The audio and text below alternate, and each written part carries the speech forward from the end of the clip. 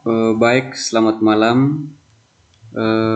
Dari di sini saya akan mengerjakan suatu tes dari mata kuliah komputasi bergerak mengenai analisis sebuah sistem operasi iOS dan Android.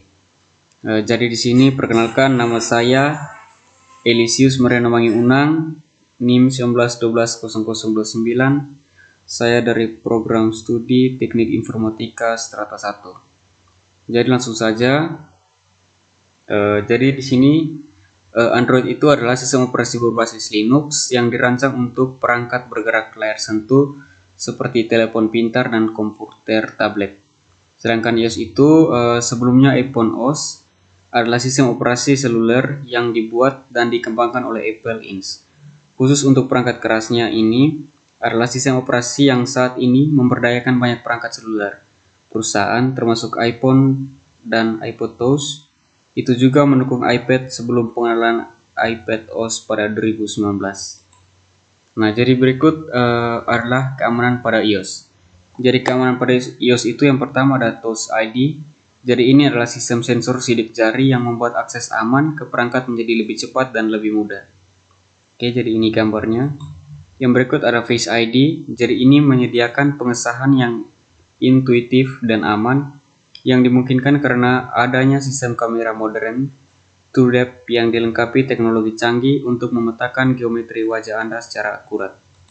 Yang berikut adalah iCloud. Jadi iCloud ini adalah sebutan bagi layanan Apple yang berbasis cloud.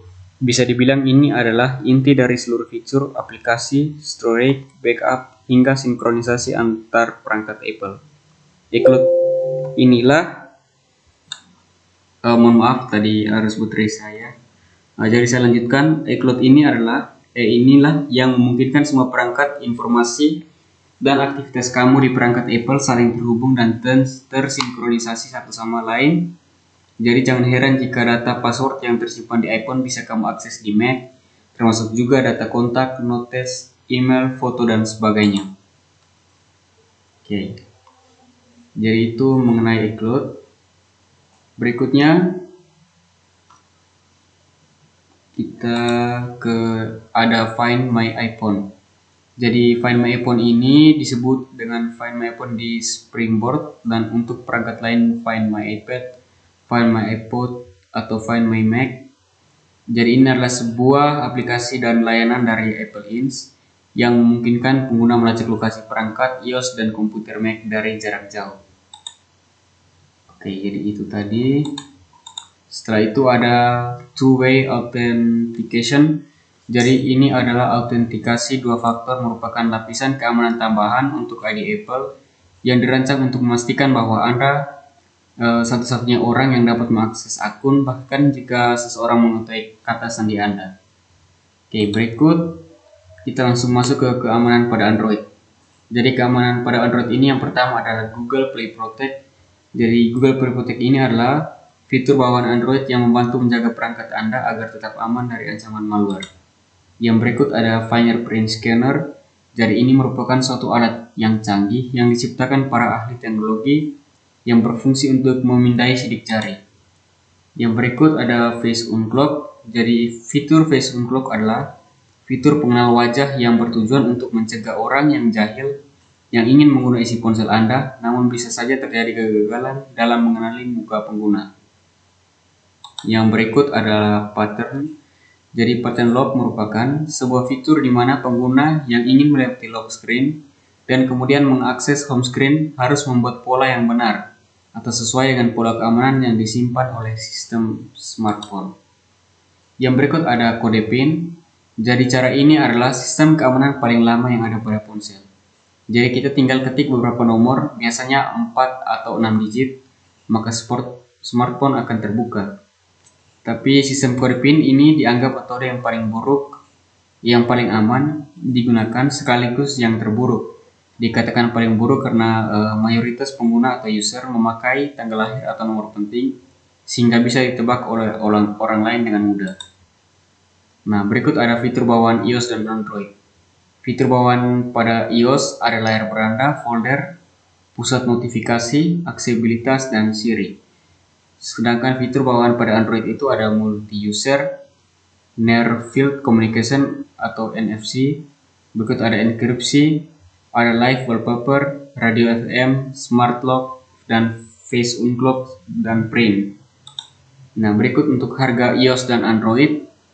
Untuk harga iOS sendiri, iPhone dikeluarkan pada tahun 2007 dengan harga $499 atau 599 atau setara dengan 7.242.910, dan juga ada yang 8 juta lebih.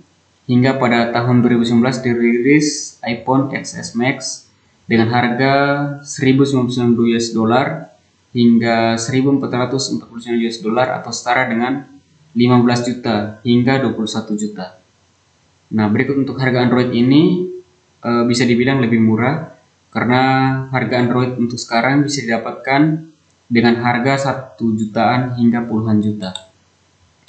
Berikut untuk share data smartphone iOS dan Android. Untuk iOS sendiri dia gunakan mulai cepat untuk mentransfer data ke iPhone, iPad atau iPhotos baru. Berikut mentransfer data dari satu iPhone ke iPad ke lainnya secara langsung. Yang berikut migrasi data dari iPhone menggunakan koneksi kabel. Nah, jadi untuk Android dia menggunakan Nearby Share. Berikut kita masuk ke media penyimpanan pada iOS dan Android. Untuk iOS, media penyimpanan itu ada penyimpanan perangkat dan penyimpanan iCloud. Sedangkan pada Android itu ada penyimpanan internal atau system storage, berikut phone atau USB storage, dan SD card. Nah, berikut ada aksesoris iOS.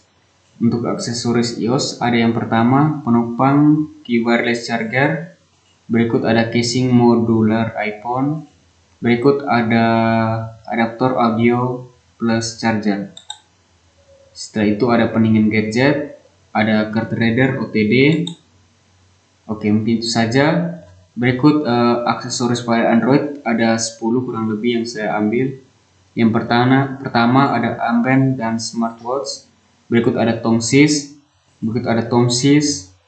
berikut casing atau cover, power bank, screen guard, game clip atau Bluetooth gamepad, ada USB OTG atau kabel USB OTG, mobile phone ring stand atau iRing, yang terakhir ada speaker atau headset Bluetooth.